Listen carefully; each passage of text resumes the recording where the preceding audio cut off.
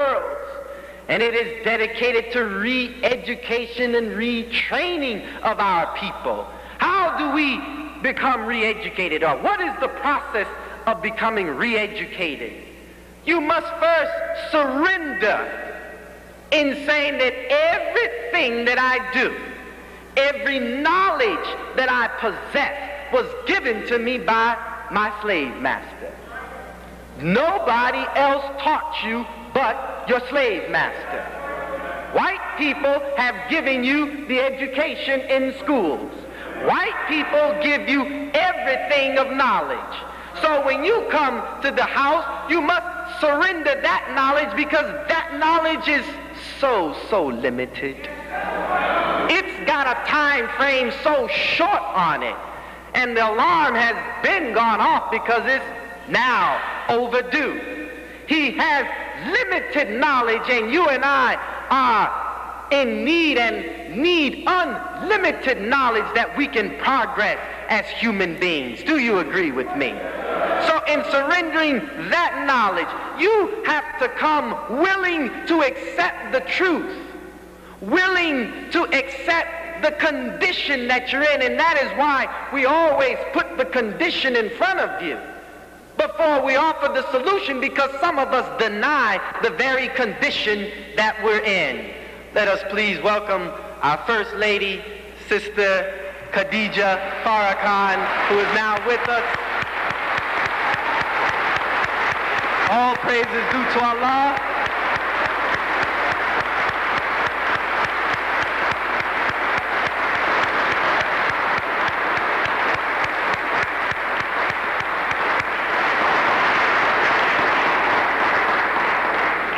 Thank you, Mom. So, as we're preparing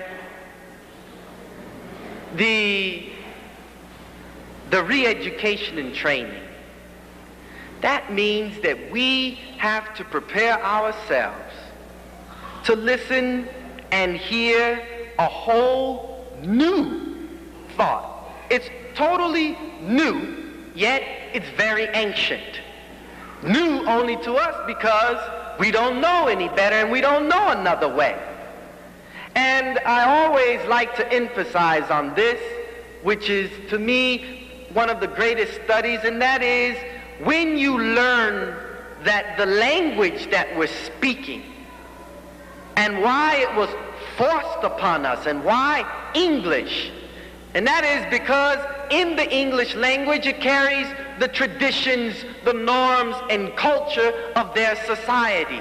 So if white people can root us into their language, they are rooting us into their tradition and into their culture, into their society. Therefore, we start from a baby speaking English, and we're practicing and doing everything of white people. It is only natural because he has programmed our minds since we were babies. Do you understand? And this is why I always appeal to you that sometimes make mockery of such beautiful Arabic names as Muslim, and some of us like to say Muslim, the Muslims, them black Muslims, the Islam, just like white people. That's how they say it. Islam. Y'all like that Islam? It's Islam. And when you hear those wonderful Arabic words, they're so beautiful, and if you just look back to where you came from, you spoke Arabic. So why do you deny the language? Why do you deny such beautiful words when we say all of our people are Muslim? You are all Muslim because you're born to submit to the will of God. You're born to submit to the will of God. You are a Muslim by nature, and you have been adapted to a Christian religion. But Muslim and Islam is your religion. Are you with me? Now, we are anxiously awaiting, but I want you as the Honorable Louis Farrakhan enters, and that you sit back and open your mind, open your ears to hear truth that will unlock your mind and make you free from this moment. When you finish hearing the message by the Honorable Louis Farrakhan, when you leave this house, you won't be the same. You will be equipped to distinguish truth from falsehood. You will be equipped with knowledge to make a decision right now, today, to change your life and your family's life. This is what you must do. So, again, J. Edgar Hoover's dream of disrupting the influence of Elijah Muhammad seems to have been fulfilled, but they didn't count on one thing: the rise of Louis Farrakhan. They didn't count on the Honorable Louis Farrakhan. I'm ready to see him. You're ready to see and hear from him. Here he is, the Honorable Louis Farrakhan. All praises due to Allah. Minister Louis Farrakhan. All praises due to Allah.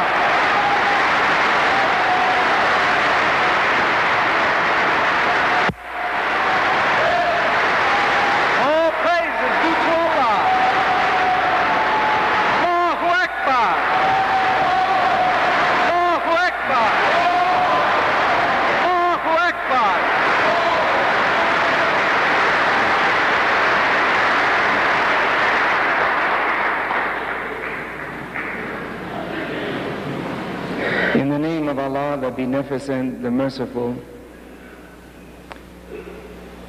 the one God to whom all praise is due, the Lord of the worlds, who came to us in the person of Master Farad Muhammad, to whom praise is due forever.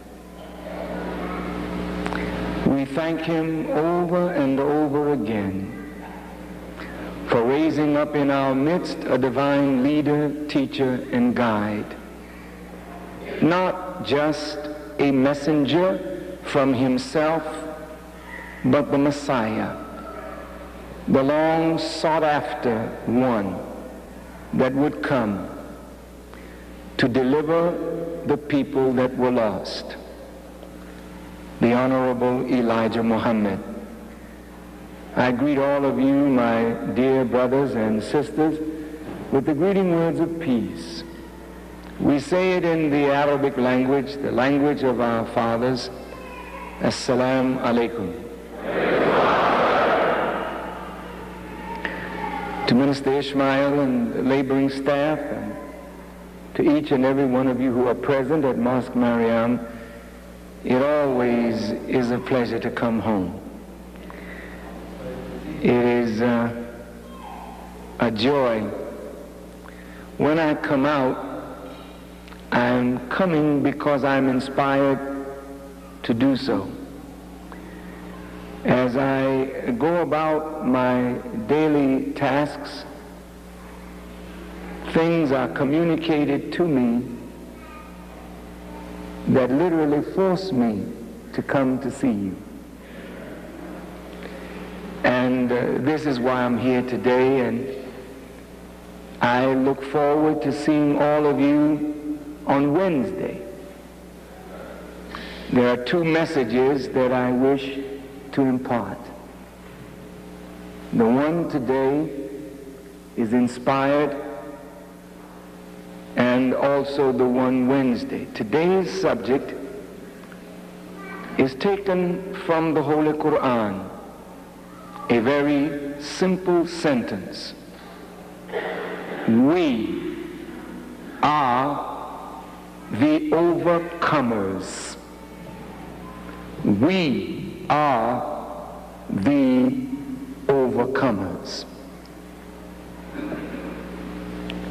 Whenever there is something to be overcome, there is a test of will, a test of strength, a test of our ability to persevere in spite of difficulty. Whenever the word overcome is used, it means there is a battle going on. Peace brings the best out of us, but war tests the fiber of the human spirit more than anything else. God ordains struggle, for without struggle, one of our great leaders said, there is no progress. Struggle is ordained. We are the overcomers. This lecture was inspired by my thinking of our teenagers, our young people, who have to battle influences that neither their parents or grandparents ever had to deal with. And if our teenagers, our young people, can overcome by understanding that they are actually in a battle and then preparing themselves properly for the battle. It's not just the teenagers, though. If you're 90 years old today, you're in a battle.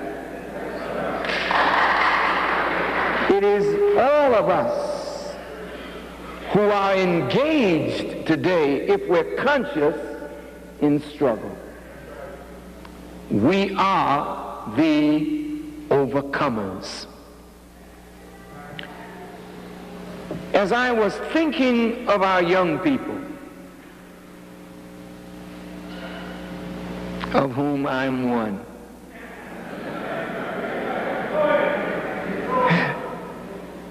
a little humor is always good. When I was thinking of our young people and thinking of the tremendous influence of filth that surrounds their development as well as our own, I thought about the tremendous struggle that every teenager has to go through with just to keep sane in this world. Imagine if that teenager is connected to some moral teaching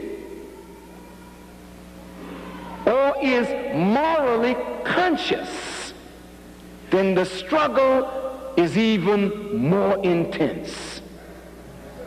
So a Muslim teenager, if that Muslim teenager sincerely believes in what the Honorable Elijah Muhammad is teaching, is in the battle of his or her very life. Not to think of your parents, they are in a struggle too. Not to think of the mature men and women who are trying to make it in this world. We are all engaged in struggle. But the Quran says we are the overcomers.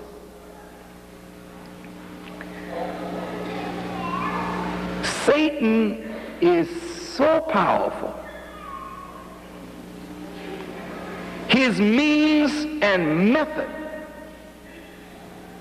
employed in a highly technological world is far greater than anything any prophet or messenger of God has ever had to deal with. So to even think profit today is to think loss. That wasn't meant to be a pun, but it sounds good. I'm going to say it again. To think profit meaning Moses or Jesus or Muhammad, is to think lost. To think God is to be a part of the victory. If you're going to follow your prophet and subtly associate your prophet with God, or your messenger with God, in a way that you make your prophet or your messenger the focal point of your worship rather than God, to whom and for whom the messenger was leading you, then you will be overcome. In fact, you already are overcome.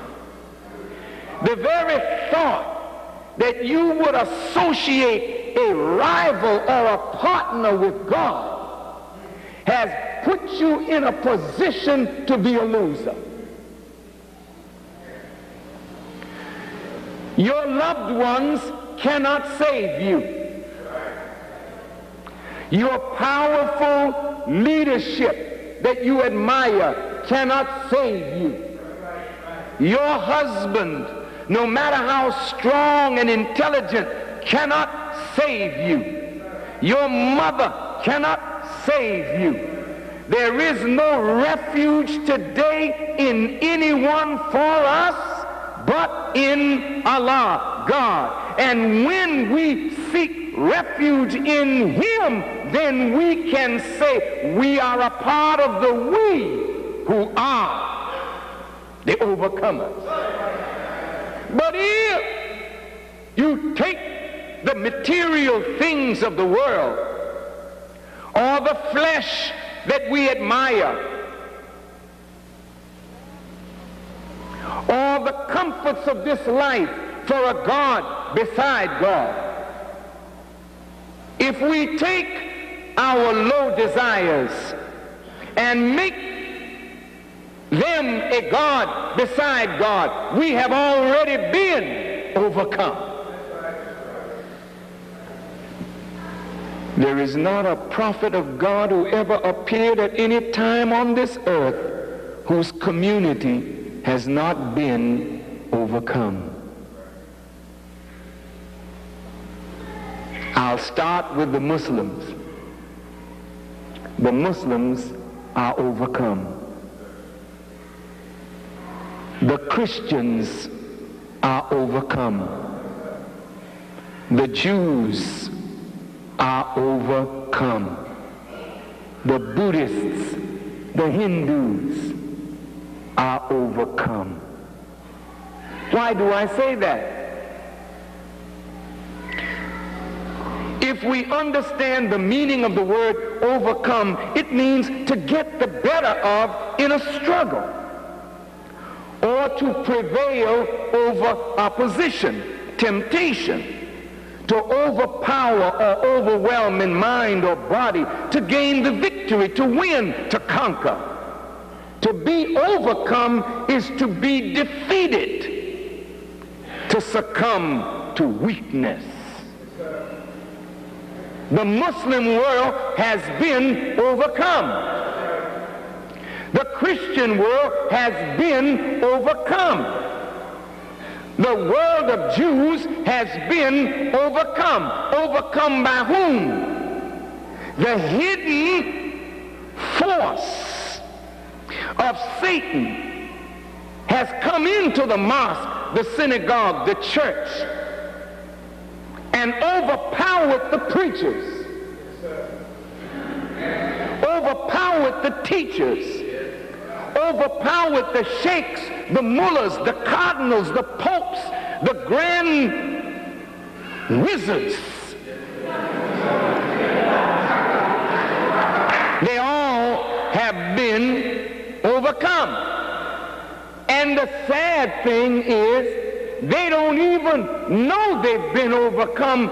The overcoming has been so subtle and so skillful that Satan has made the church, the mosque, the synagogue a part of his own plan, while they think they are planning salvation for the people. Farrakhan, how could you make a statement like that? Let's reason and see.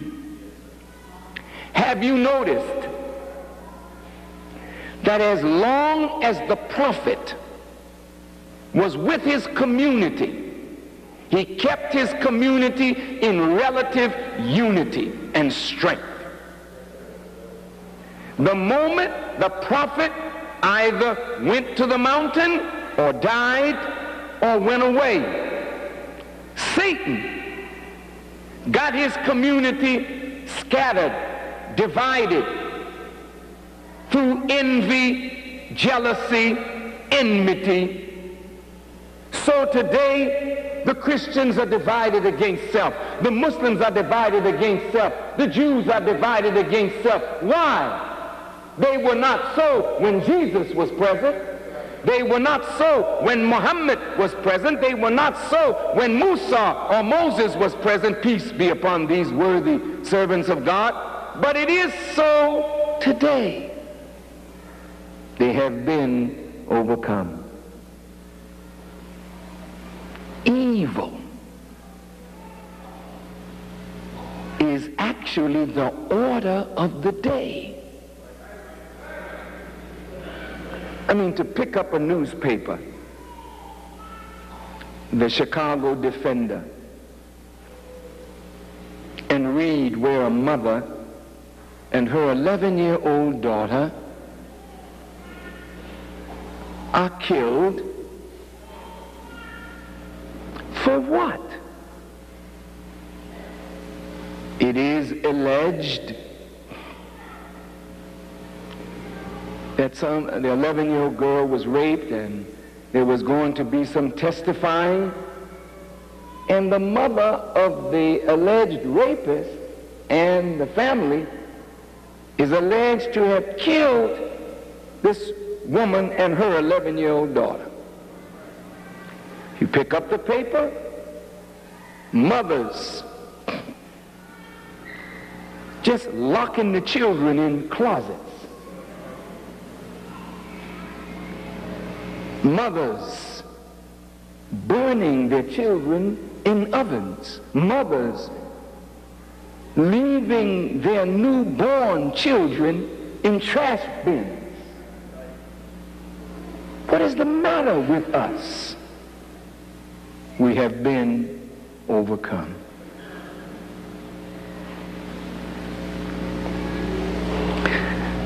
Let us go back to the beginning of this kind of struggle. And of course, the struggle began when God created himself out of triple darkness, then went to war with the darkness out of which he created himself to produce a universe of light. Struggle, light against darkness. There always has been struggle. And anytime your life is free of struggle, you're not living. If you are struggling, you want to win. Don't you want to win? Who likes to be a loser? How can you win? You can only win if you can say, like the Quran, we are the overcomers. You can say that, you're a winner. If you can prove it, rather, you are a winner. The struggle I want to talk about is the struggle that started in the garden. Now, don't think that I'm talking about Bible. I'm talking about life. Because the pictures in the Bible, though the scholars have really messed it up, they are beautiful pictures. God loves to instruct us through pictures.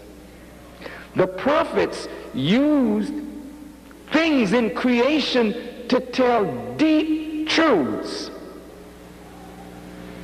Jesus is known for his parables where he used things of nature to describe spiritual truths. Because when you're teaching spiritual children, you must give them pictures. Now, picture this: a man in a garden, made or created by God, and placed in a garden and given these orders: of all of the trees in this garden, eat freely. But here's a tree in the midst of the garden. I don't want you to eat the fruit thereof.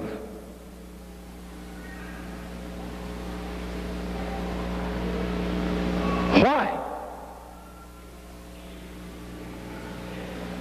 This tree is the tree of the knowledge of good and evil.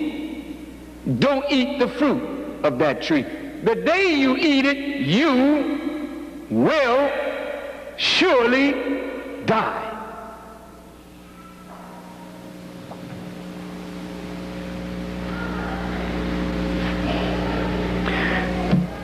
Isn't it strange that whenever your parent or someone tells you not to do something, you kind of feel like, I just want to do this thing just because you told me not to do it. There's something in human nature that makes you attracted to the very thing you are commanded to deny. Have you ever noticed that? You got friends, and your mother tells you, I don't want you to play with so-and-so, he's not good. Find yourself playing with him more. Or as a young lady, you take up with a young man, and your mother says, no, he's not the right man for you. And you say, well, what do you know? You know what I mean? You just been living here a few days longer than me. What do you know about this young man that I like so much? I don't want you seeing him anymore. Do you understand? Yes, ma'am. Then the sneaking is going on. I just got to see him now. Why you gotta see him? Because mama told me don't see him. That's why I gotta see him. So if you want to encourage people to do something that they shouldn't do, just tell them don't do it. Seems like the mind works that way. There's something, even with children. You tell a baby, don't do that. You see the little hand looking, you know.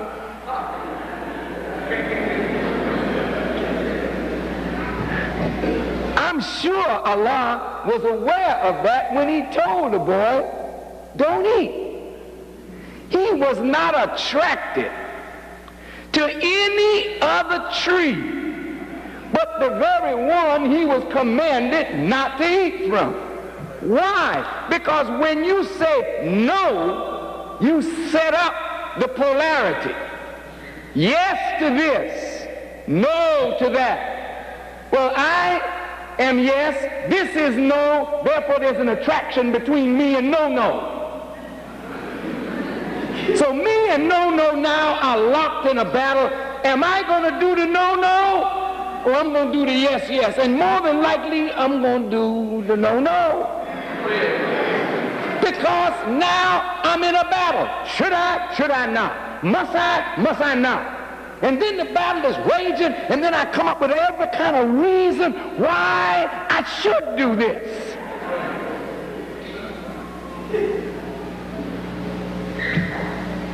Until I'm overcome. My own curiosity and my own attraction to the no makes me want to say yes to no and experience what my parents or my teachers tell me I should leave alone. So Adam eats of the fruit,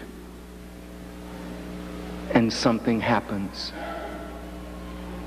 And then God drives him out of the garden. Now, there's a point that I'm driving at. Trees don't have knowledge, do they? Of either good or evil. A tree, if you pardon my language, ain't nothing but a tree. But trees are significant. Trees have the capacity to live, some of them, long time. 1,000, 1,200 years. Trees. Trees take in carbon dioxide, and trees give off oxygen, which we need. So wherever there's a tree, and many trees, the air is generally purer. Trees can stop the erosion of the land. Trees rooted properly, fed properly, grow, and then their branches spread in all directions. And if you look at the branches of a tree, they go in a 360-degree circle. And you can find shade under the tree, and some bear fruit. The tree that men are invited to is the tree of life. This tree in the midst of the garden was the tree of the knowledge of good and evil. And the Honorable Elijah Muhammad said to us, since trees don't have knowledge of either good or evil, this tree is a human being possessed of these two knowledges. That he can use the knowledge of good to attract the good, and the knowledge of evil to deceive the good into the doing of evil. Huh? The fruit of that kind of tree is not a good fruit, because it leads to the doing of all manner of evil, but we do it from the vantage point mentally that it's okay, because evil is made fair seeming to us. Because the person who knows good and knows evil can use the knowledge of good to deceive us, then make evil look good. So that we're doing evil, thinking that we're doing good, not able to discern the evil anymore. That's a heck of a tree. Many of us are engaged in evil acts and don't even realize consciously that we're doing wrong. It's really sad. Destroying yourself. And if somebody points it out to you, you say, look, nigga, mind your business. You know what I mean? I ain't doing nothing wrong. I'm not doing nothing wrong. And if you were to examine the things that you and I do and say against the criterion or the standard of human behavior laid down by God in his moral law, then you would find that 80% of what we think is off. 80% of what we do is wrong. Maybe 10% of what we do and think is right. How did we get so messed up? We ate of the wrong tree. In our lessons, Master Farad Muhammad says, why does he fear now that he's a big man? Because the devil taught him to eat the wrong kind of food. You mean food can inspire fear? Fear is an emotion that restricts our ability to think and act beyond the object of our fear. You mean food can inspire fear? Yes. Yes. That is not my subject. I'll just throw it out there for you to consider. Allah says in the Quran, we are to eat no meat over which Allah's name is not remembered. Why? Why is that? These are not our creatures. These are the creatures of God. God gives man rights over creation. But when you take the life of an animal, you must do it in the way of God and in the name of the God who created that life and gave it in service for your life. To take a chicken by the neck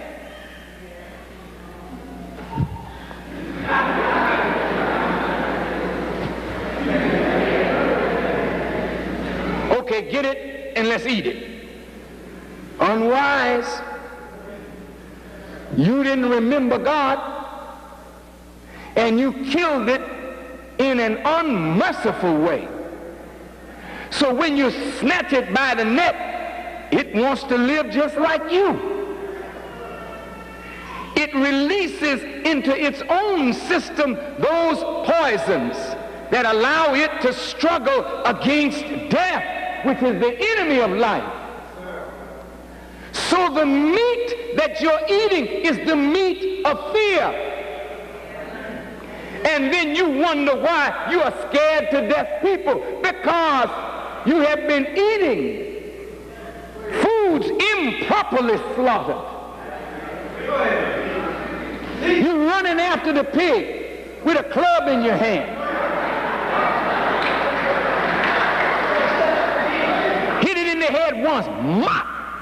It's not dead. You keep, and he's squealing, and you just beating it. Then you turn around and eat it. And you're eating the poison produced in its system through fear.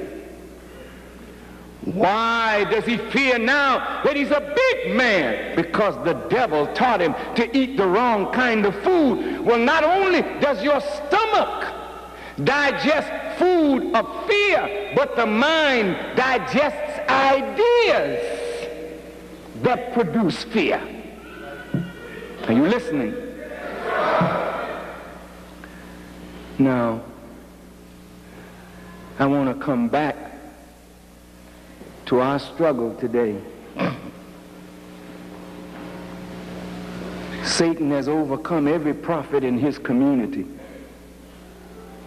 And I thought about the mosque. And I thought about the young Muslims. They come to the mosque when they can, if they wish. Ma, you going to the mosque today? The Bears are playing.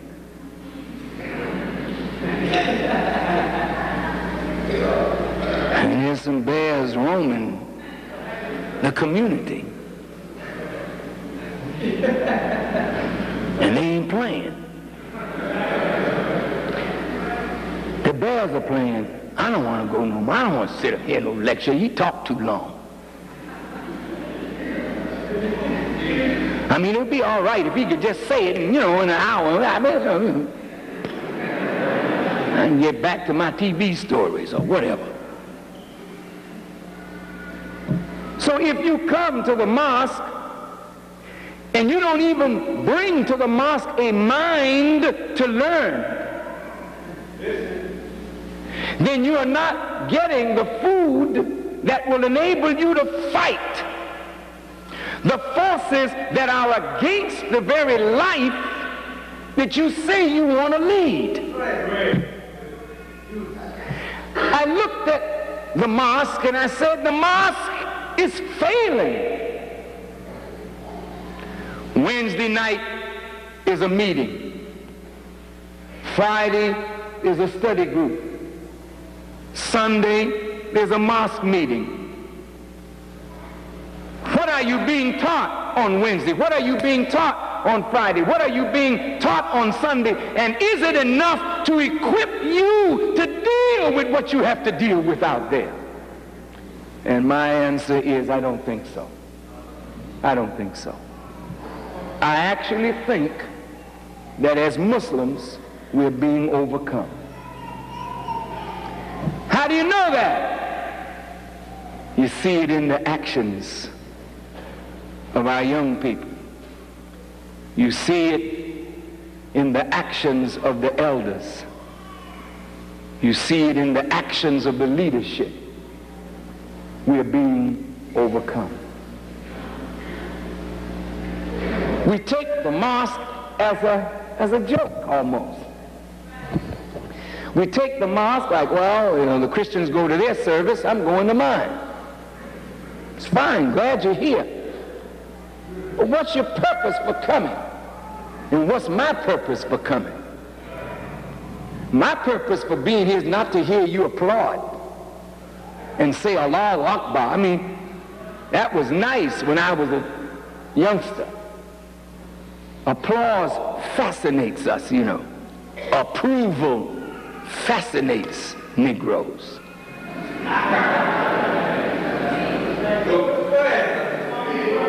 But it's irrelevant to me whether you approve or not. Thanks to Allah, I've grown past that.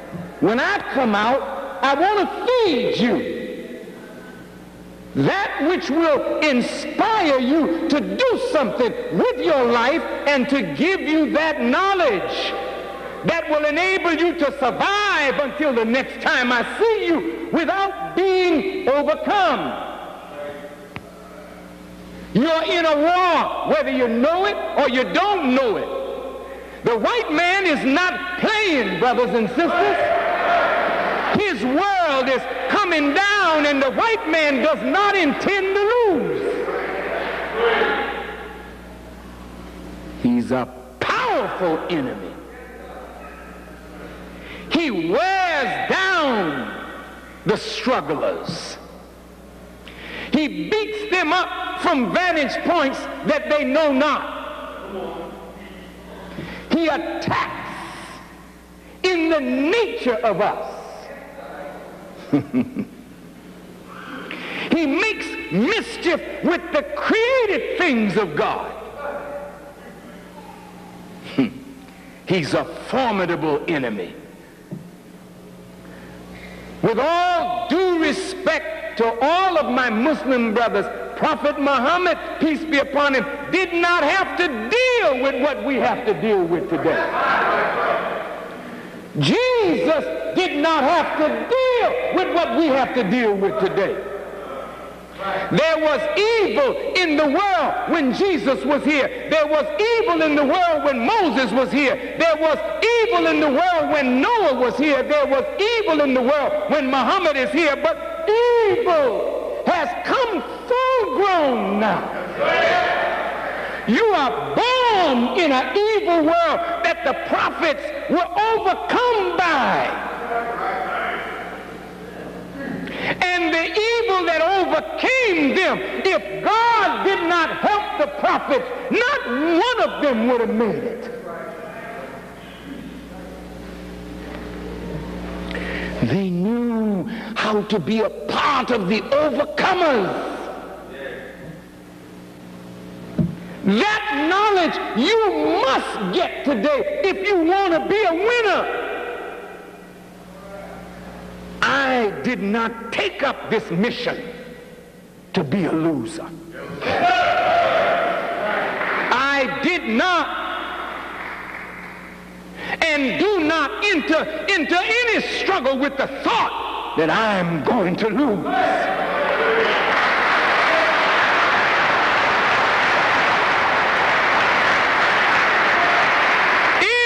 You take a negative attitude, well, I'm not going to win, then you've already lost.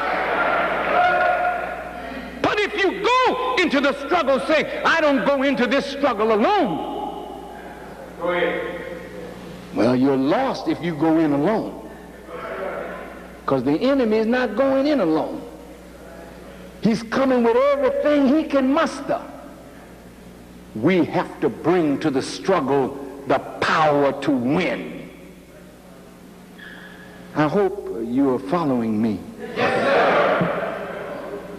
My dear young people,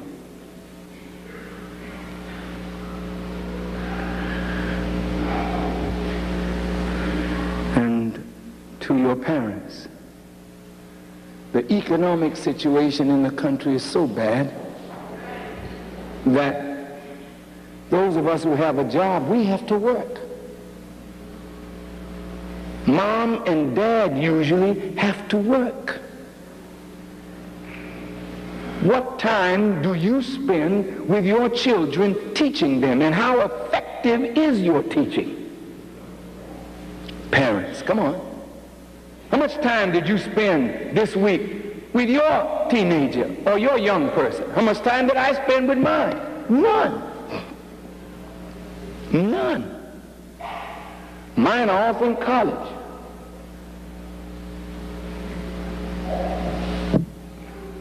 So my influence in Chicago may not reach to my son in South Carolina or my daughter in Alabama. Sometimes children, when they leave your house, they're so glad to get out from under your influence. Particularly if you are one of these parents that look like you just want to hold your child and don't know how to hold them. They're so happy when you go to work. You going to work, Mom? You are? Ha ha ha. Good.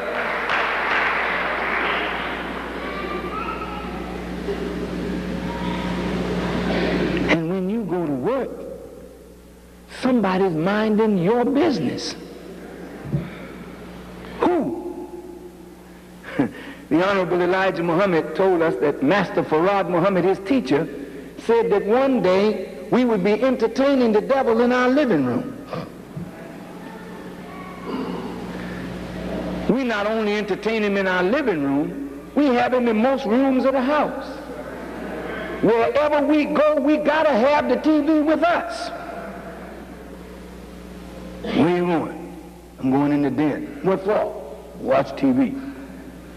Where you going? I'm going to bed. What are you taking the TV for? Well, I'm taking it to bed with me.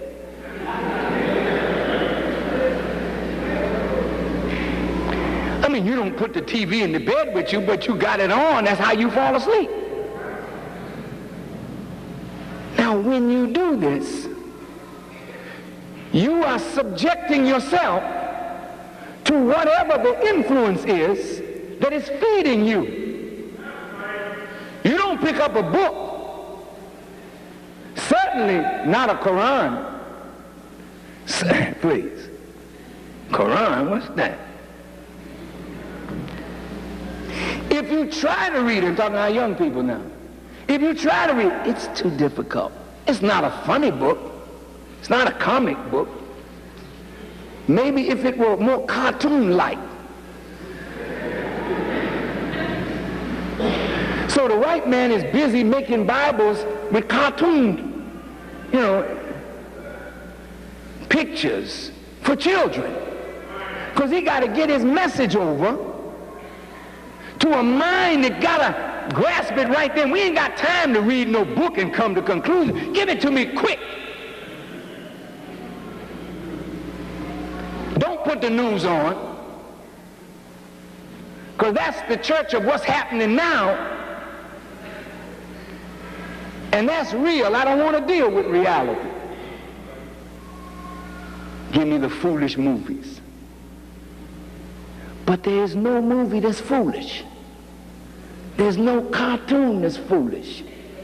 The writers of these programs have a point in mind.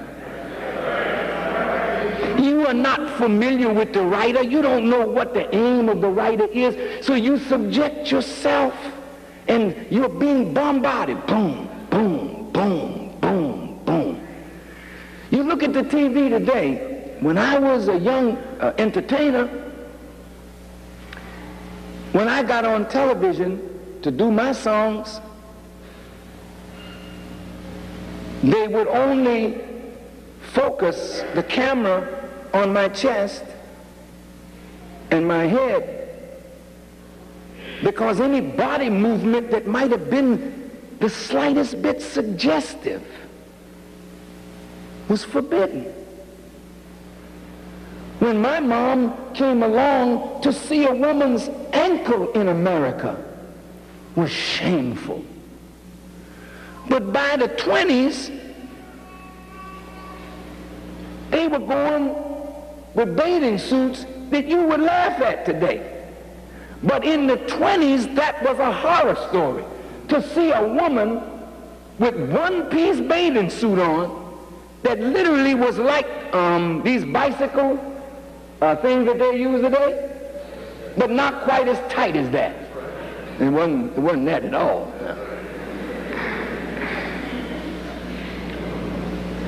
In the roaring 20s, brother, that was scandalous. If those who were around in the 20s could see the bathing suits today with a string, just a string, the whole buttock out,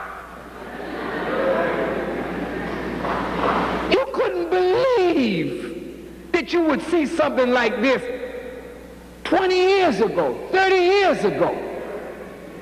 Today, this is on TV. Today, women bare-breasted, you see it on TV. Most explicit sex scenes are on TV today. Look, sick people have sex and invite an audience. Come in, I want to show you something.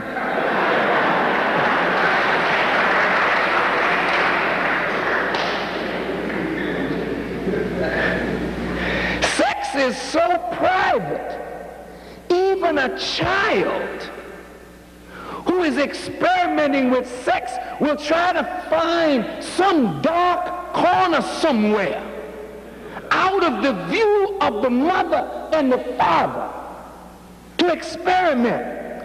But today, the bedroom is open. Come in, inspect this thing. The movies are shameless. Low down filth. The language is atrocious. But our children are exposed to this more than they're exposed to any teaching of right.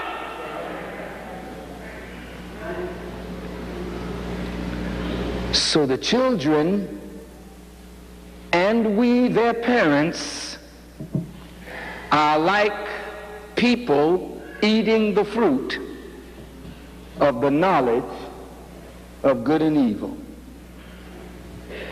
I want you to think about this now. Because when you come to the mosque, what you hear is right. What you subject yourself to when you leave here is whatever you subject yourself to. And your feeding is more evil than good. Come on.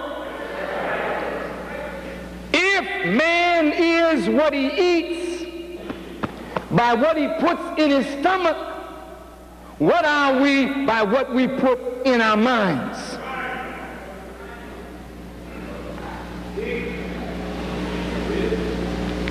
Let's not use labels. I am a Christian. That's too easy. To be a Christian means to be Christ-like. Shut up. Shut up. There's hardly anybody in the world who is Christ-like. Some of you who call yourselves Christians, y'all all right? If we challenge you on Christ's deportment, demeanor, mission, work, you couldn't hardly show us one thing that you're doing that is Christ-like. Man, that's heavy. That is really serious. But we glow in the label, I'm a Christian. But what really are you? I'm a Muslim. What does that mean? Huh? One who submits to do the will of God. What is the will of God? I don't know. Well, how can you submit to do a will that you know nothing about and are unwilling even to study what God wills? Talk to me. That becomes a label, isn't it? Like Adidas, Nike. Huh? So we wear these labels, and you know how you all go and buy suits? A label, buy these hot garments, not hot that they're stolen, I mean hot in the sense that Jordan, he says such and such and so and so. So now you got your little pump-up shoes, nearly $200, with a little gadget to pump air into a shoe. Damn. You know, we are messed up, brothers and sisters.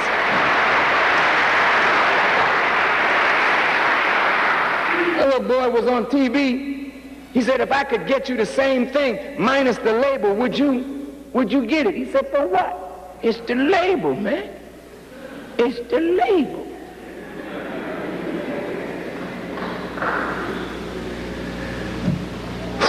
Man. When I look at this, brother, I'm telling you, we're just about overcome.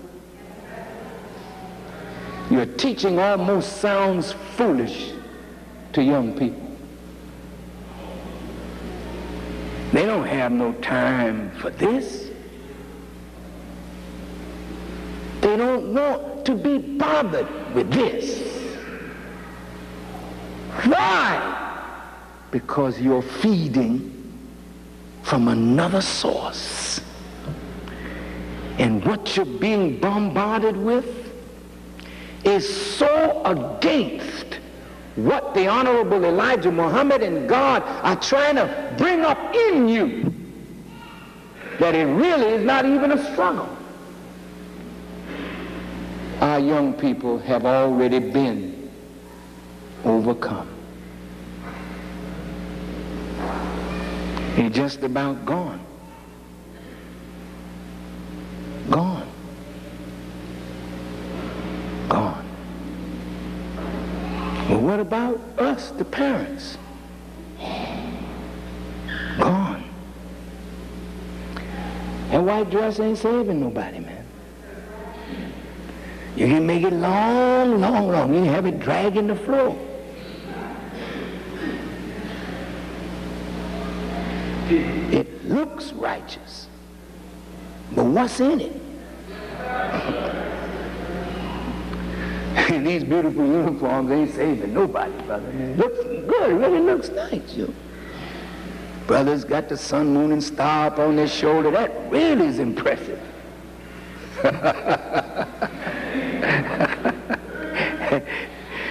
That flag represents submission, obedience to the divine law. How many of us that wear that insignia in a ring or on our shoulder or in our lapel are striving to be obedient to the will of God? Hardly none, I say. Just about overcome.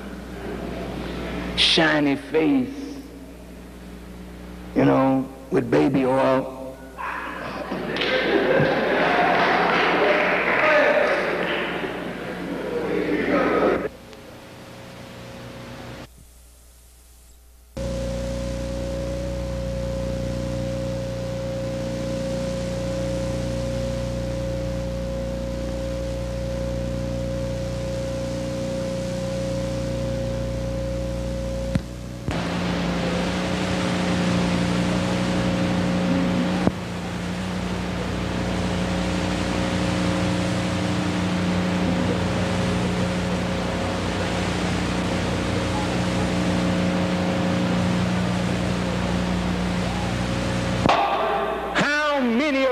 That wear that insignia in a ring or on our shoulder or in our lapel are striving to be obedient to the will of God. Hardly none, I say. Just about overcome. Shiny face, you know, with baby oil.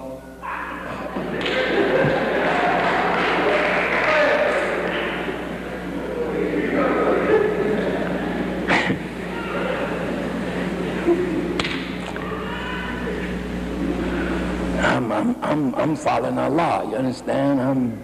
I'm eating one meal a day. And I'm doing a little exercise now. That's good, that's good, that's very good. What about your head? What about your heart? Where are you feeding and who's feeding you? Turn on the rap music. What am I hearing? Slang words I gotta ask teenagers, what does that mean? And when they tell me, if they tell me, my mind is blown. This is what they're saying on records today? And we know all the raps. Come on.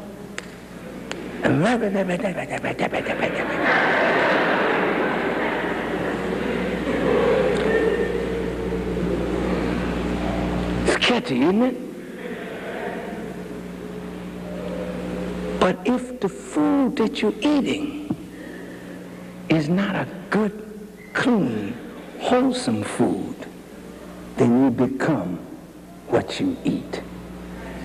And if you're eating filth, you become a swine. Human pigs. The battle ain't going on. Now there's some of us that really want to be Muslims, really want to be Christian, really want to be right. Some of us really want right. Woo, we are in a heck of a fight.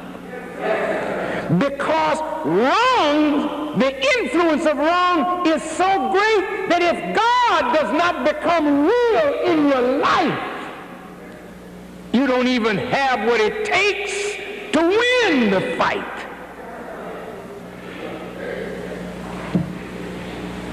I'm almost finished. Now, Mr. Bush, at this very moment, is riding higher than any American president in the last 40 years. Do you know why? Because when you see your opposition overcome, then you become the winner. in your eyes. Russia, since World War II, has been the chief adversary of the Western capitalistic world. Is that right? Yes, sir. So every American president has had to worry about Russia. And because of the presence of Russia and her enormous power, third world nations began to rise in the middle of these two giants, playing both sides.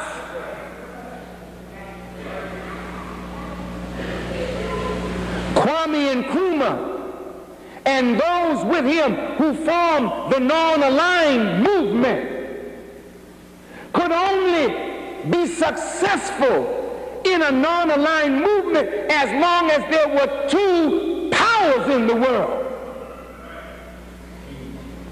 But with the breakup of the Soviet Union, it is so frightening to the government today that the CIA is busy studying Russia carefully because they do not want nuclear capabilities to fall in the hands of those that they feel they don't have control over.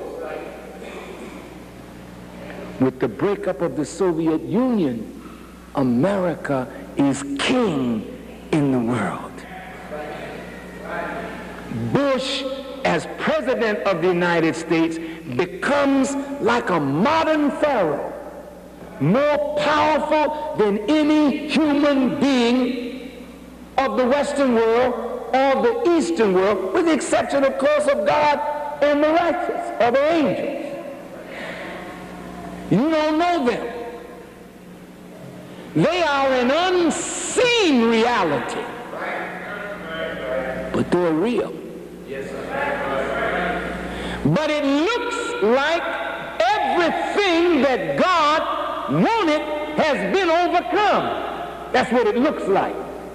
White folk look like they're going to be here forever and in power forever. So everybody now is trying to make some alliance with white people. Africa now is ready to throw in the towel and bow down to Bush and the democratic way, whatever that is. There is no longer a thought in third world nations that Russia will be able to help them. They know they can get no help from Russia. So the only help they can get is based on the promise of President Bush and the American administration. So everybody now is vying for the crumbs that are left on the white man's table. So Mr. Bush feels, I have overcome my opposition. What's left, Mr. Bush? I've got Gaddafi in Libya, and like a snake, you can see him crawling now to present a case to the world to justify the destruction of Muammar Gaddafi.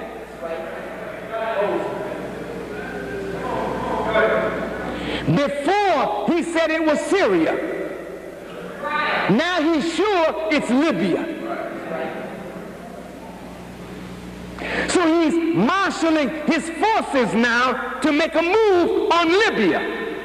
There's Fidel Castro, his nemesis below the border. He intends to move on Castro.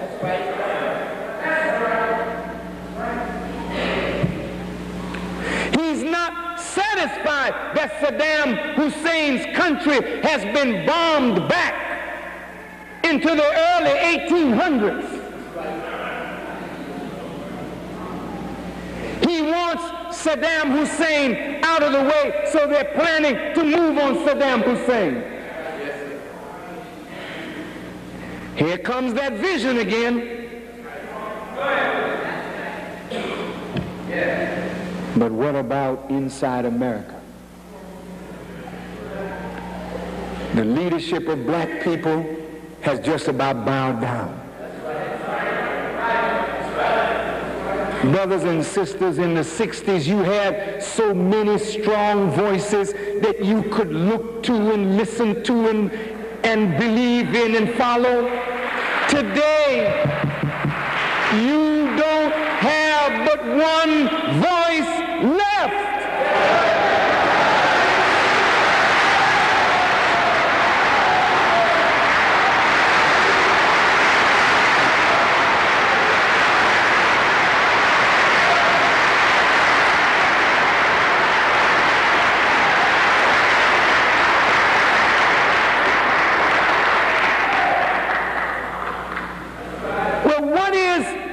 Bush planning.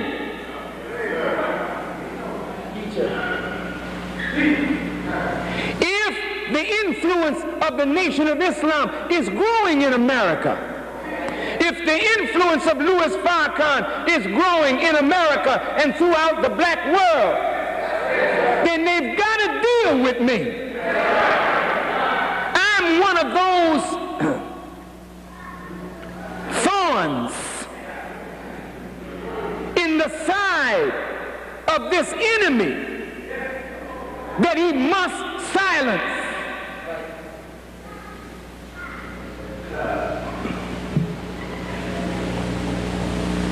And if you are with me, you share in that struggle. In the Bible, in the book of Revelations,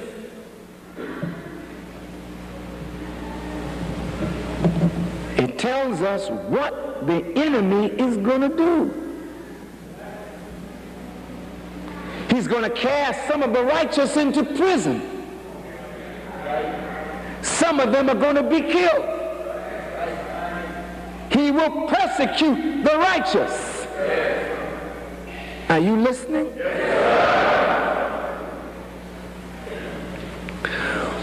Why are you doing this? It's a test of will. We want to break your will to continue to think about building an independent nation. We want to break your will about ever thinking about being righteous. We want to defeat your arguments against the end of a white man's world. So Bush and company are saying, no, we are the overcomers.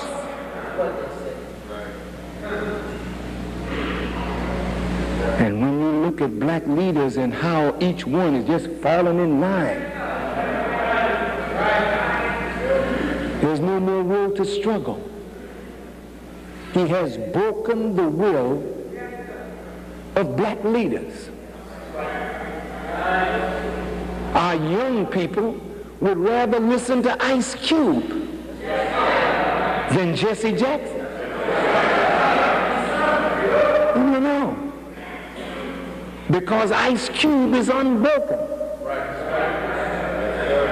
Public Enemy is unbroken.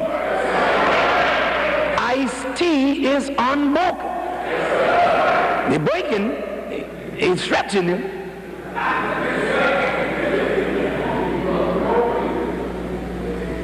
Soldier is unbroken. Queen Latifah is unbroken. Now you got these young rappers. They gotta silence you, man. You are the voice that the youth are listening to. Test the wills now. Can you overcome? During the civil rights struggle, we used to sing that song, "We shall overcome." We should turn it around. We have been overcome. We have been overcome.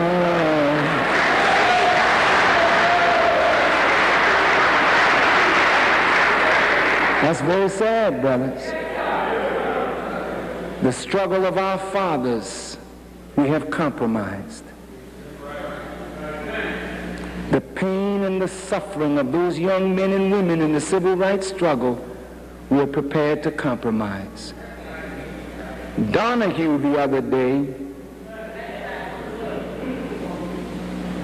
I'm quoting Donahue now, said to one of the black professors, you know, you got the fire in words to fight against the system, and then in a little while you join the system.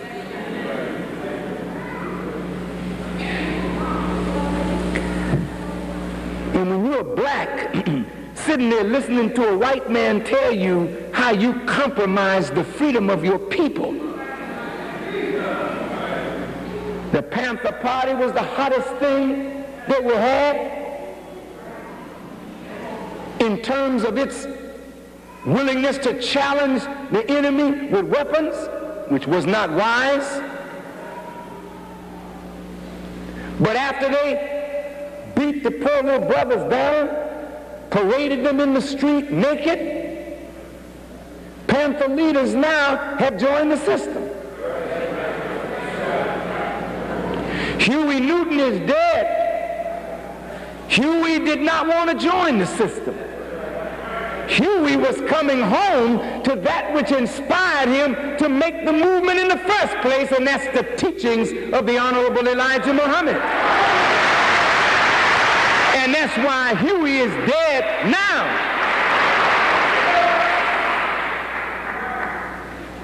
Our brother Don King, strong brother. Whenever he gets in trouble, he sings this melody, only in America. It may be strategy on his part, but when you stand around waving the flag, you're sending a message to people who may not know your strategy. We all but overcome. All but overcome.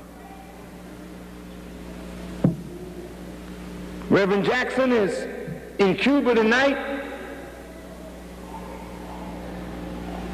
dealing with the Haitian refugee problem.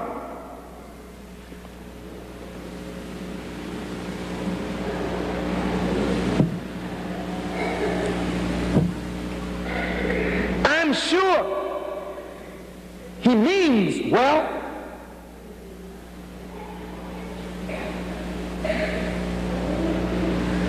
But when you look at the suffering of our people in America,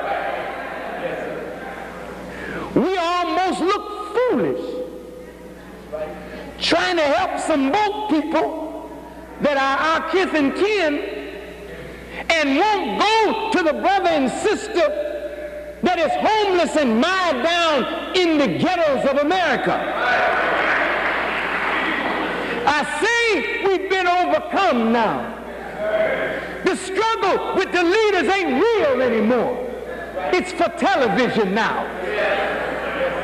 Symbolic marches, symbolic laying on railroad tracks, symbolic coffins, symbolic parades. People can't be free with symbols. We're all but overcome. When the Muslims think personality above cause, we have been overcome. When you can't sit down in a meeting and plan the future of our people without engaging in personality discussions, then the cause has degenerated and you have been overcome.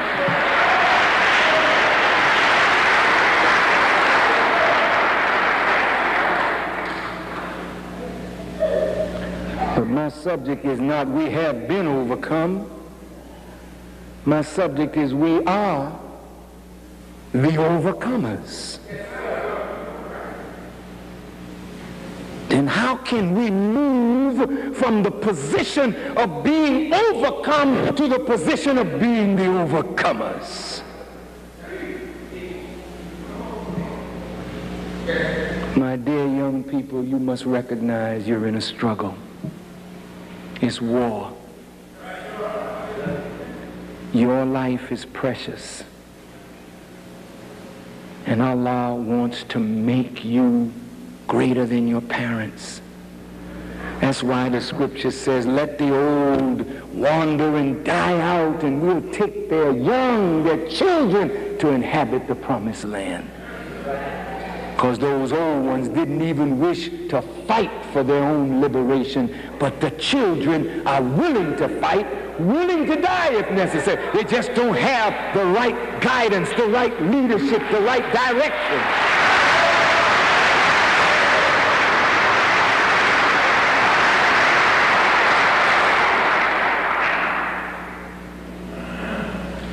Young people,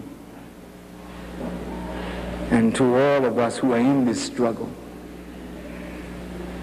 you have to feed your mind and heart that which will strengthen you in the struggle. If you know you're anemic, you have to take iron. If you know you're weak, you've got to go to a source of strength and feed.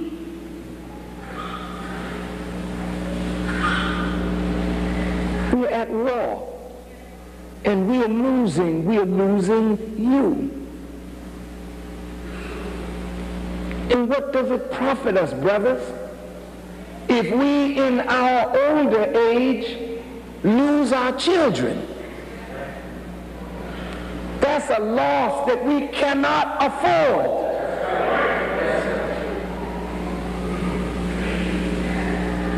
The generation coming after these young people is in worse condition than they, and they're in bad condition. Most of you young people got high blood pressure, don't even know it, because you're eating the wrong kind of food. And if you're not eating something here and here to make you able to survive, white folk are killing you by slow degrees. I'd like to conclude this.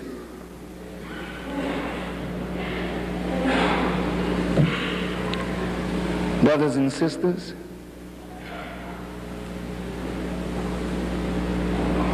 the enemy may come against us.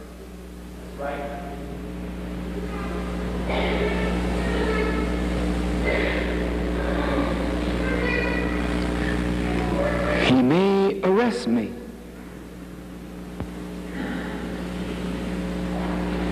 He may put me in prison.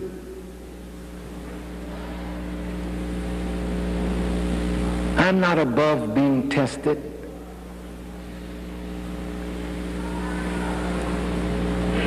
Those that went before me went to prison. They were falsely accused and sentenced by false witnesses. The government right now is trying to get people to say that I, Louis Farrakhan, put them up to selling drugs. I mean, it's so ludicrous. But all you need is a few liars. And the disciples scattered. That's what happened with Jesus. Just a few false witnesses and the disciples frightened, running away from their teacher. Let's try this on.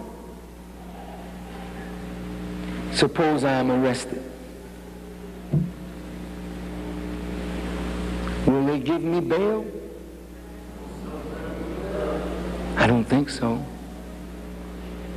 So he got friends all over the world. This dude will get out and maybe run somewhere. I don't believe they think it's in my nature to run. I don't run nowhere. Not that I know of, unless God tell me run.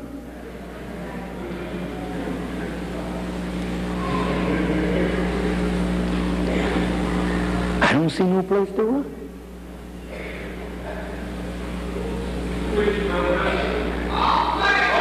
Well, no, I know that. I know that. That's not what I'm doing this for. To see who's with me. That's not the point. That's not the point. I believe that, and I'm very thankful for that. That's not the point. I'm trying to try on your mind some persecution, because we're going to have to overcome. I want you to try on that it won't always be like this. When this enemy sees that there's no win for him, he got to come against us. He has always done it in the past. I don't mean to frighten you. And if I've frightened you, if you're frightened at the word, then what would you be if the word becomes reality?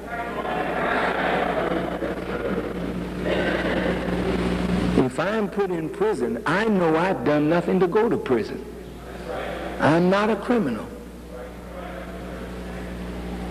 They may indict the leadership of the nation on some income tax thing. You know, they've always used the IRS when they can't make nothing else stick. But the reason they want to prove some criminality on our part is to take our properties. You know, the El Rookans should be a lesson for us. Those are our brothers. We're not our enemies. Chief Malik is not an enemy of ours, formerly known as Jeff Fort. You know why he's in prison? Because he's one of the most brilliant black organizers of young black men that has come up among us.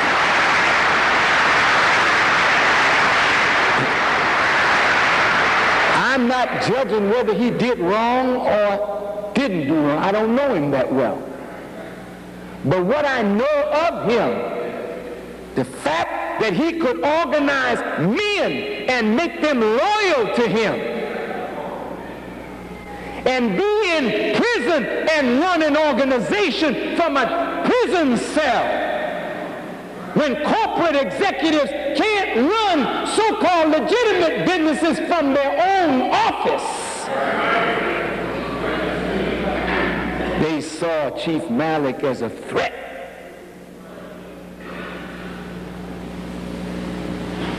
The brother that is in prison and has been in prison for years in California, Geronimo Pratt. Geronimo Pratt is like a military genius. We got black men like that who are willing to challenge the system for liberation. He's in jail for nearly 20 years and it's unjustified. They want to keep him there. Don't let him come out and organize you, because they want you without leadership. They want you as sheep without a shepherd.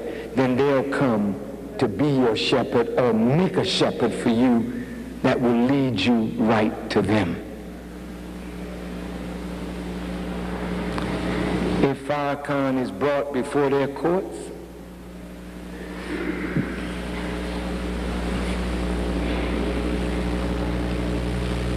prison might not be the right place, because I have so many friends in jail, as well as followers. So they would put me in isolation. They don't want me to teach, as the prison would be converted. They don't want we to have materials. I mean, just think of what they're going to do or what they plan to do. These sisters of ours are precious.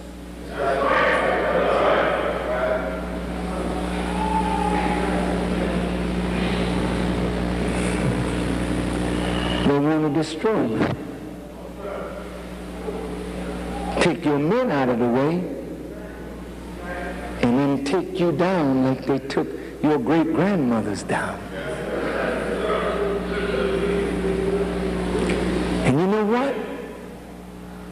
When it starts happening, it may look like everything is unraveling for you until you feel overcome. That's why the Quran says, give good news to those who are steadfast and patient under trial. We're going to be tried. But if you allow the enemy to overcome you and you give up, I'll be what you want. I'll be what you want me to be.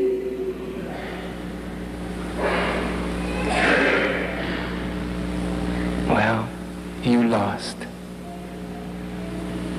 I don't want to be like that. There's a story in the Bible of some Hebrew boys that wouldn't bow down to Baal. And so I think it was Nebuchadnezzar who said, put them in an oven and turn the oven up 7 times. Make it hot for them. But the hotter they made it for the children of Israel, there was one in the oven with them, like unto the Son of Man. He wasn't outside, nor was he the Son of Man. He was like the Son of Man. But he had the ability to keep the thing cool as long as he was among them in that furnace.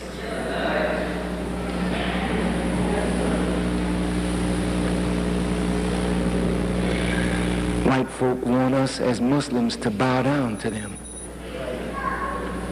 They want us to do like our brother Imam Wadathuddin did, wave the American flag and send our young men to join the armed forces and stand with Bush and the rest of them when they want to destroy third world nations. I would rather be dead.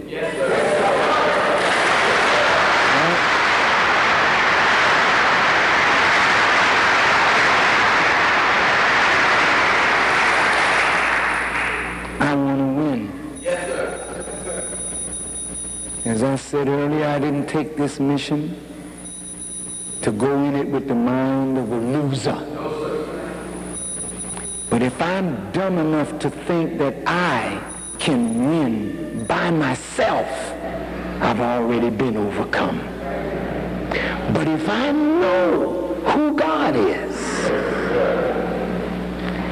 and I know that the scripture says, if God be for you,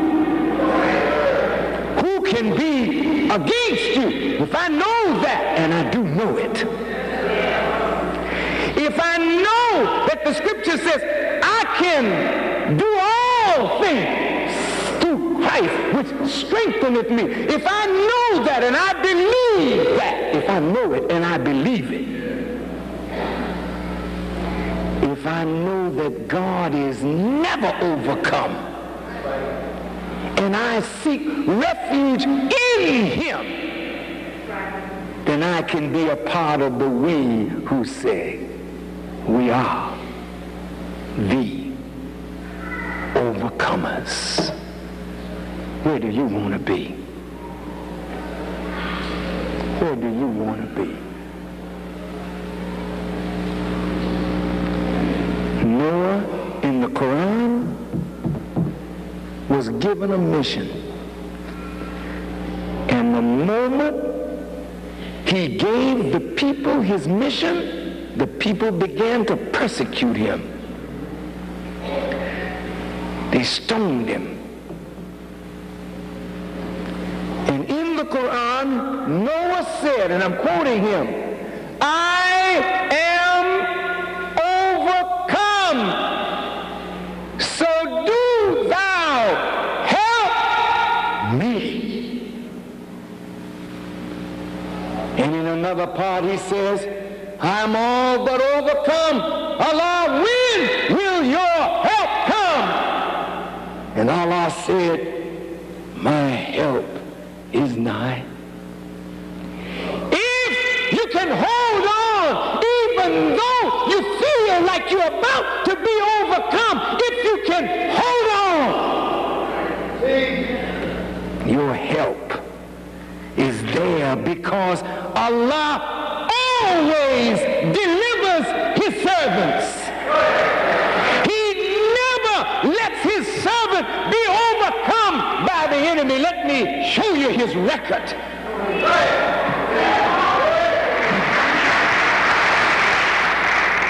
Listen, Noah cried out, and when he cried out, the help of God came. And when that help came, the water came gushing down on the wicked. See? And they were overcome at a moment that they thought they were the victors. That's the time God put it on them. See, it's God, man, it's God. He's the warrior. That's right. Abraham. He saw the people worshiping idols. I'll go more into that on Wednesday. And the people said, boil him in oil, burn him. And they took him and they put him in boiling oil. But Allah said, be cool. Not to him be cool, but be cool to the oil. And delivered him out of that. Do you remember Moses? Moses running. Took his followers out by night. They got to the Red Sea. And Pharaoh said, I'm going to kill every one of them. And he's bearing down on them. He looks back over his shoulders and he sees Pharaoh's army coming. He looks in front of him, he sees the Red Sea and he got no boat.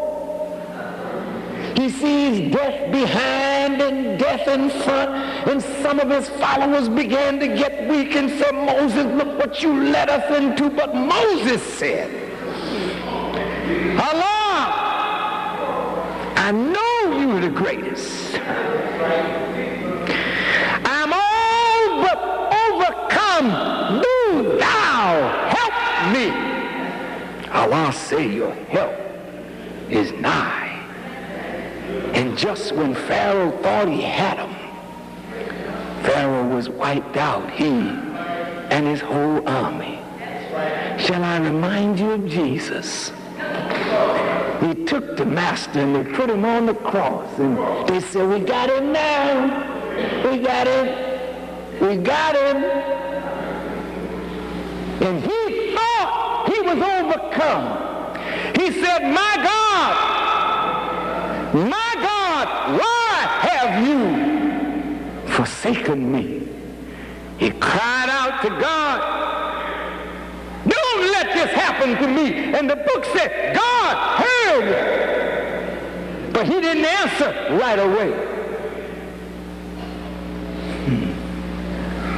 But when Mary went to the tomb that morning, he was gone.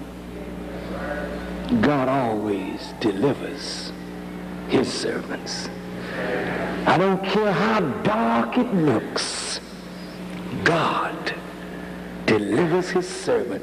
But he will try you right to the nth degree. Just when you're saying, I'm ready to give up, that's the time you hold on. Because he's right there. He's right there.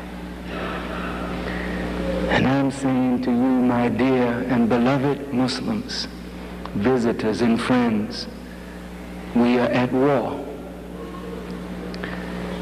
To you, my beloved teenage brothers and sisters, you can't win without Allah. You have to fight. But you must fight in the name of Allah. You can't fight in my name. My name isn't strong enough. You can't fight in Jesus' name, no. Because Jesus didn't fight in his own name. Jesus was calling on the Father. I think you would be wise to call on the Father and not Jesus. Just call on the Father in his name. That's the way he told you to do it. He didn't tell you, call on me, I'll deliver you. He said, call on the Father in my name, and whatsoever you ask of him in my name, he will give it to you. But don't call on my name. You there in the church say, Jesus, Jesus, Jesus. No! Father. The Father who gave you Jesus.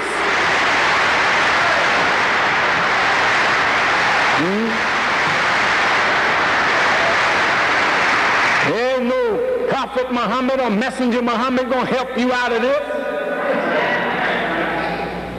It's Allah. Call on him. That's who the messenger called on. I want to be with the overcomers. Man, I like that when he was overcome. He called on the God, and the God just came right to him. I have never been unsuccessful in my prayers. Whatever I ask of Allah sincerely, I get. Brothers, sisters, you know, Allah is so real. You know, you don't need no priest. You don't need no Farrakhan to get to God. All Farrakhan can do is point him out to you. Then go to him. Don't stop at Farrakhan. You'll be making a serious mistake. You become worshipers of people that are unworthy of worship. Brother, try calling on Allah. Sister, try calling on Allah. Don't wait till you need him. You need him all the time. Start right away learning how to call on him. And watch how quickly he answers. Well, when they start persecuting, look at what the scripture said. Some of you, they will beat. Some of you, they will cast into prison. Some of you, they will kill. He said, but to him that overcometh will I give to eat of the tree of life, which is in the midst of the paradise of God. If you overcome, you will eat of the tree of life. What is that tree? Who is the root of life? God himself. If you eat of the tree of life, you're eating of the total food that will give you freedom to develop in every righteous discipline and become the master. Have what is called eternal life. It doesn't mean that the physical body won't die, but what you become a part of will never be destroyed. That's right. If you just overcome. Look at it. To him that overcometh will I give to eat of the hidden manna, and give him a white stone, and in the stone a new name written, which no man knoweth except he that receives it. Just if you overcome, you will eat hidden manna. manna. What is that? You will eat of the wisdom that has been hidden from the world that would make you a God. That you will live forever when you touch the tree of life. No more death. No more decay. No more withering away. The flesh will be young, eternally young, until you get ready to die. If you overcome.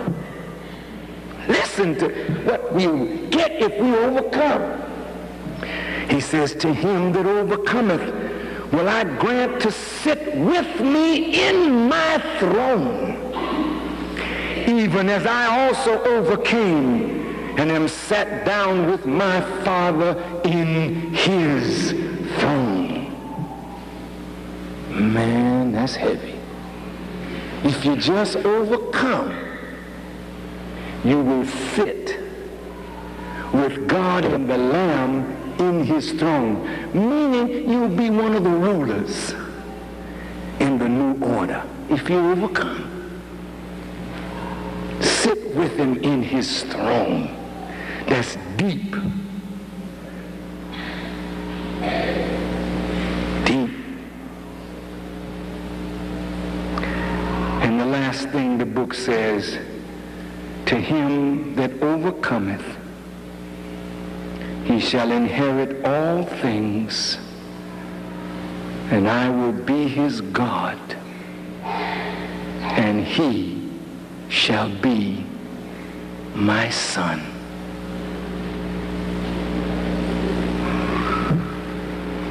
I don't blame the white man for trying to keep us away from that kind of promise. So as one of the prophets said, come on and do all that you can. But he went into the garden and overcame. I hope you and I will do the same. We are at war. We must struggle. The Bible says, and I close, put on the whole armor of God, that you may be able to stand against the wiles, the cunning, the skill of Satan. You got to put on a helmet of salvation. That's heavy. You know what a helmet is? What is a helmet? That which covers your head. But what does a salvation helmet look like? Is it one of these steel helmets? Hard hat? What is a salvation helmet? It's knowledge. And it's being offered to you right now. Take it, man. Take the knowledge. Take it, sisters. Take the knowledge and put it on. Don't just listen to it. Wear it.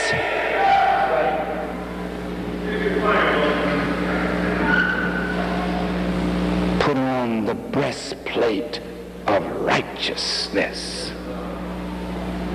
See here? This is your breastplate.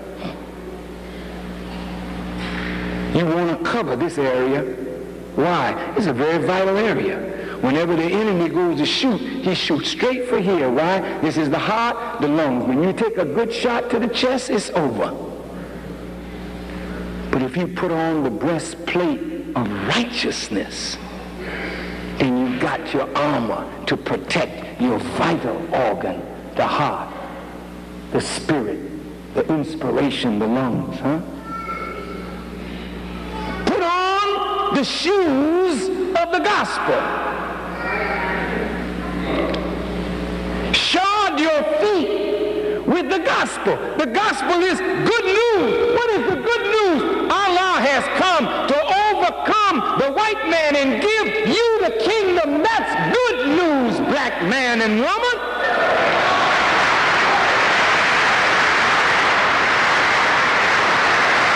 Put on the shoes of the gospel, brother.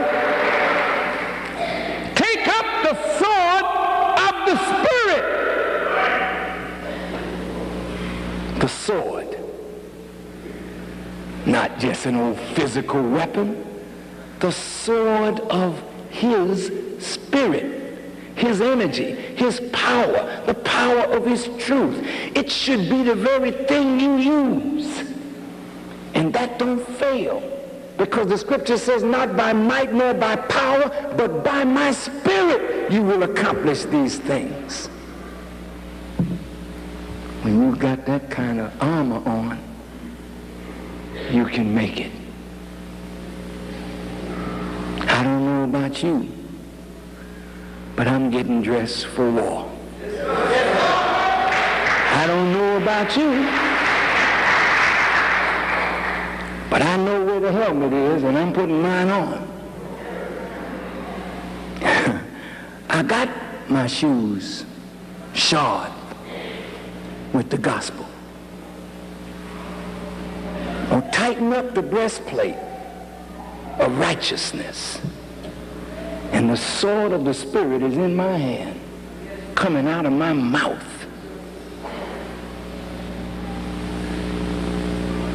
And I'm flying to Allah for refuge.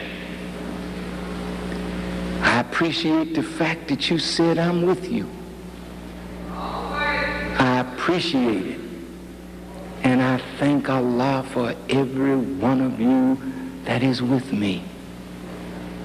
But you know what? I gotta be able to go alone. Can you walk alone and know that you're not alone?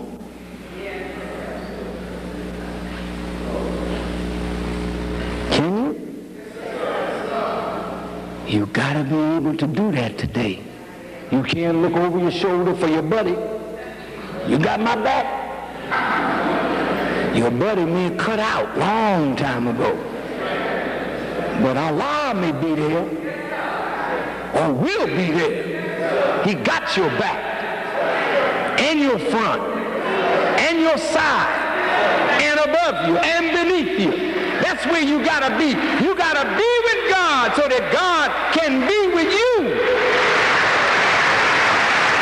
Then we will be able to say, like the Quran, we have sent death among them, and we are not to be overcome. No, we are the overcomers. So ride high, Mr. Bush. Plan well. But the moment you think that you have overcome, in the very next moment you will be overcome by the power of the Lord of the worlds. That's right. Will you say, we are the overcomers? Or will you be singing, we have been overcome? Which song will you sing? Which life will you lead? Will you be defeated, or will you be of the winners?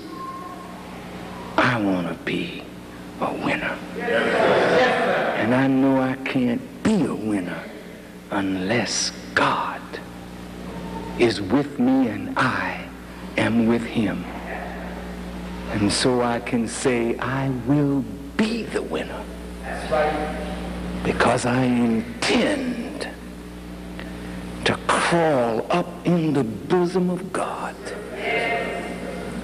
Because there's no hiding place today but in his bosom. And if you got any sense at all, you better come with me and get in the bosom of God. Then when he says we are the overcomers, he will be speaking for us. We will have overcome. Thank you for listening as I greet you in peace. Assalamu alaikum.